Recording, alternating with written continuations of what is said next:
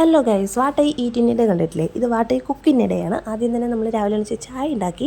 അപ്പോൾ ഞാൻ എന്തൊക്കെ ഉണ്ടാക്കുന്നത് അടുത്തത് നോക്കാം. രാവിലത്തെ ബ്രേക്ക്ഫാസ്റ്റിൻ്റെ പരിപാടിയാണ്. പാലപ്പവും മുട്ടക്കറിയാണ്. മുട്ട പുഴുങ്ങാനിട്ടു, വെജിറ്റബിൾസൊക്കെ നന്നാക്കാനെടുത്തു. നെക്സ്റ്റ് നമ്മൾ തേങ്ങ കൂടെ ആവശ്യമുണ്ട്, അപ്പോൾ തേങ്ങ ചിരവി എടുത്തു. മുട്ടക്കറി ഞാൻ ഓൾറെഡി ഉണ്ടാക്കി വെച്ചു കേട്ടോ, ഞാനത് കാണിച്ചില്ല. നെക്സ്റ്റ് നമ്മൾ പാലപ്പമാണ് ഉണ്ടാക്കുന്നത്.